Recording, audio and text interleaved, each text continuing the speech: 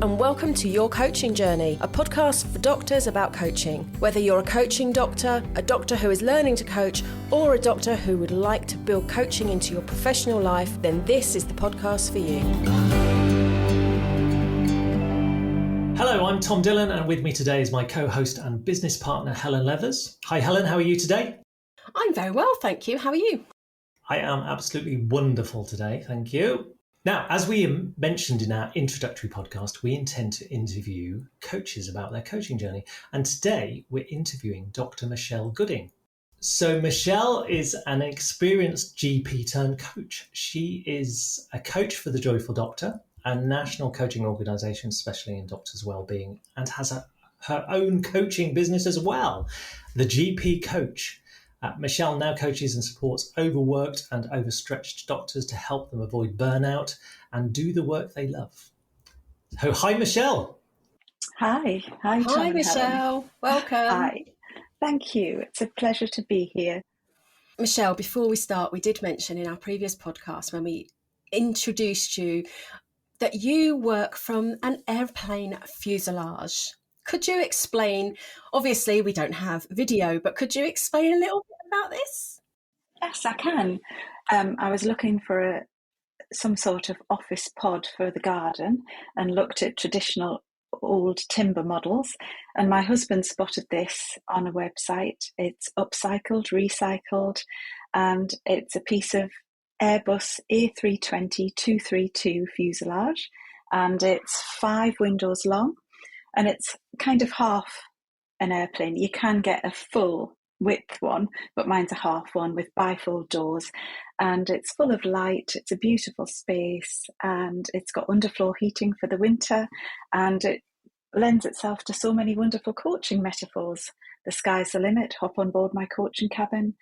I'm the co-pilot. My clients are always the pilot. They decide on their destination.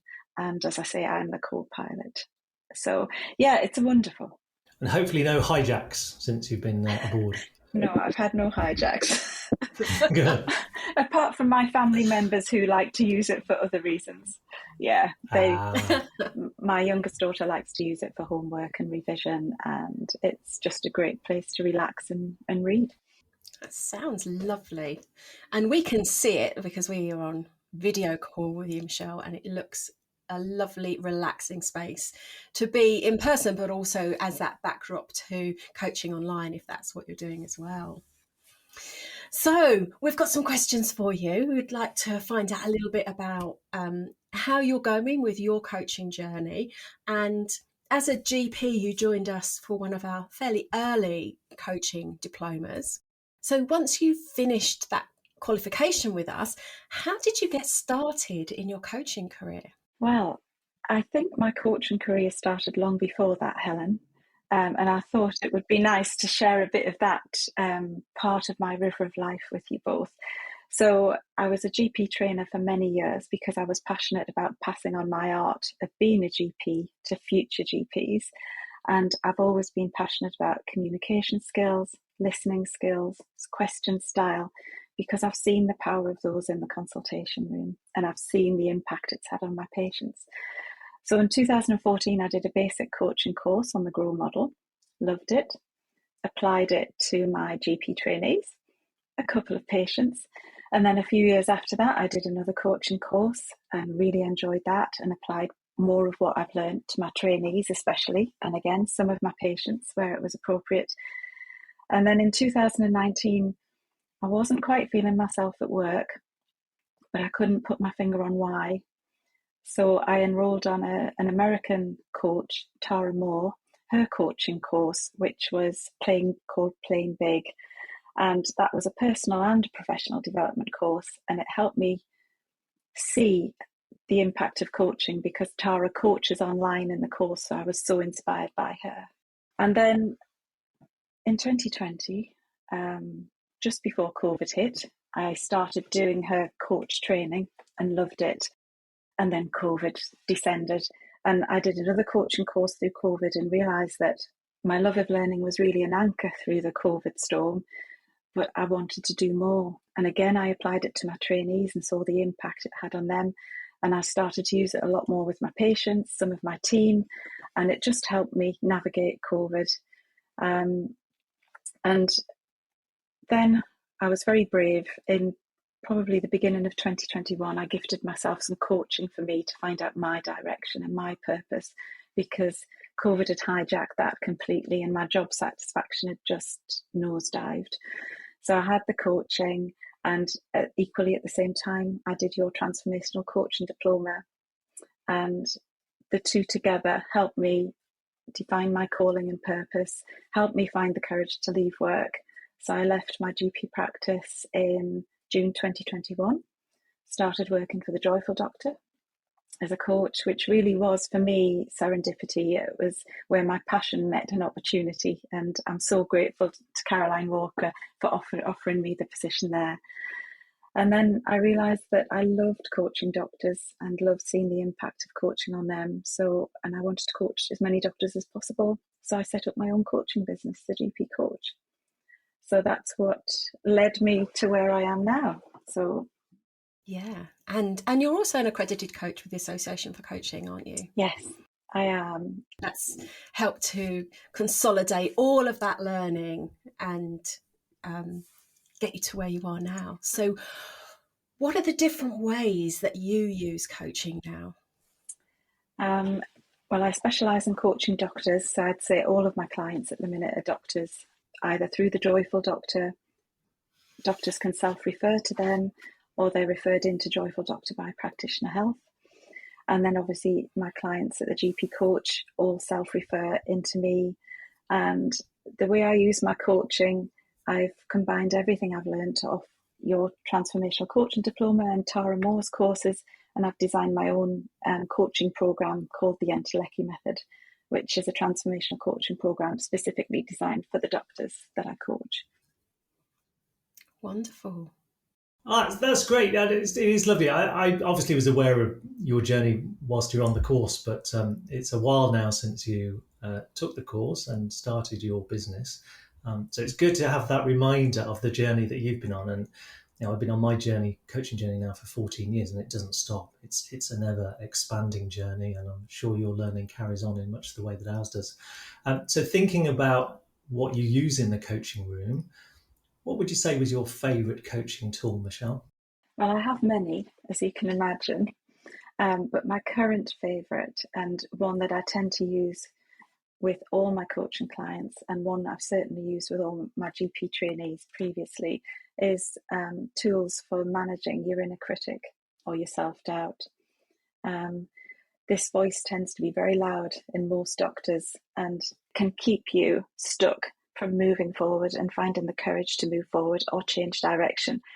So these are tools that are so powerful. And once you learn to manage your inner critic, it will always be there, but you can manage it. And once you can shift it out of your head, you can then move forwards and move closer to being your best self. So thinking about that and that as a tool, I don't know whether your favourite coaching question relates to that or whether it's separate from that, but what would you say is your favourite coaching question to ask a coachee at the moment?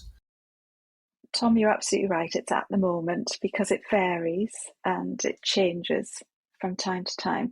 My favourite question, I'm not sure if it's linked to managing your inner critic. I'll have to do some thinking on that one. But my favourite question is something that I ask when I've summarised or paraphrased to a client, or when I've shared a tool or a model with them, and it powers up the coaching. So it enables them to go from their system 1 top level automatic thinking down to their deeper system 2 thinking, where they connect with themselves and their inner wisdom and inner knowing.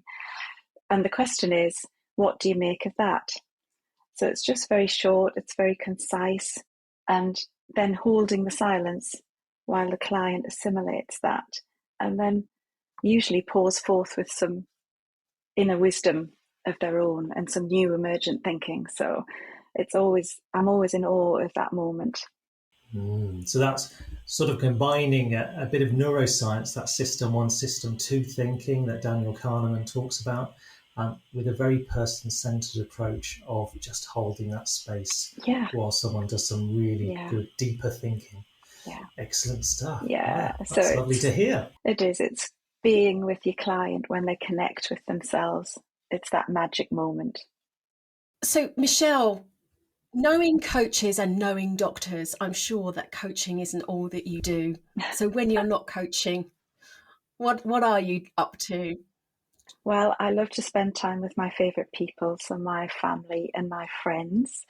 And exercise-wise, I do cycling, walking and Pilates.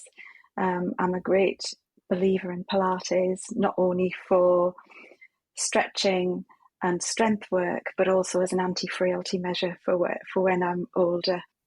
I have a daily date with my artist, Helen, which comes from Julia Cameron's book, The Artist's Way. And in it, she recommends having a weekly date with your artist. But I've found that I'm much happier and my well-being's much better if I do something on a daily basis, like sewing, knitting, crochet, painting, making cards, anything creative, even baking or cooking. So I do that. I love music, listening to music, going to live concerts, and I especially love musical theatre like Tom. And as you both know, I have an absolute love of learning and I'm probably addicted to it. I love getting I love getting lost in a good podcast, learning something new and applying it to my clients or to myself. Going deeper with yourself, you can go deeper with your clients. I absolutely love a good course and, again, learning new skills and new knowledge and then applying them. And this is something I constantly did as a GP and I'm now constantly doing as a coach too. So yeah, all those things keep me well, fit and happy when I'm not coaching. Fabulous. And have you got a topic for any new upcoming learning? Yes, I'm going to do a course on Gestalt. That's one of Tom's favourite approaches to coaching, which we'll no doubt talk about on a new upcoming podcast. I hope so. Yeah, we've not made it that far yet, have we? We're talking about the Gestalt approach, but it is I'm always going to have a person-centered element to my coaching, but Gestalt is definitely something that finds its way into the coaching room for me on most occasions.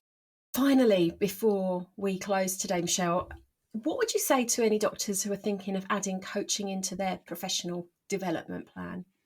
I'd say go for it with an exclamation mark. It will enhance and elevate your communication skills, your listening skills, and hone your question style. That will benefit you as a doctor, your job satisfaction. It'll benefit your patients, your colleagues, your GP trainees, your appraisees, wherever you will use your coaching skills, even your family. I'd also say it's never too late. I'm now a midlife coacher and age 53, learning these new skills and this new knowledge was invigorating. And I really think it's important to keep it fresh and keep a spring in your step as a doctor. And I think diversifying within your career helps you sustain it, especially working in the difficulties of the NHS as they are right now. And then the other thing I'd say is go for it because they'll get to meet you two amazing, passionate coaches who are absolute inspiration. And they'll be with a group of like-minded doctors who will become friends, just like my group did. So yeah, I wouldn't hesitate to recommend doing the Transformational Coaching Diploma because it was certainly transformational for me. But it's so wonderful to hear your journey and how you're using coaching to benefit other people, but also how you're using coaching and enriching your life and using what you learn for your well-being and self-care, but also to keep that energy, like you say, that spring in your step, to keep learning and developing and growing. So thank you so much for sharing. You're very welcome, Helen. It is an honour to be given back to my profession at a time when they need it the most right now. And as you both know, coaching brings me much joy. Oh, well, it's wonderful to be part of your journey, I have to say. It's been wonderful. Yeah, it's been lovely to have you with us. It's been a while since it was back in May that we last met up, wasn't it? So it's great to have you sharing your journey with our audience. So thank you so much, and some useful tips and ideas for people around their coaching as well. So thank you. Next time on the podcast, we'll be talking about another coaching tool, and next time it will be conflict styles and how we might use that to manage conflict, difficult conversations for our coachees. So we look forward to introducing that to you next time. So tune in then to find out more. In the meantime, you can always subscribe so you don't miss an episode. But thank you very much, Michelle. Thank you very much, Helen. And we look forward to seeing you next time. Bye for now. Thanks. Bye. Bye.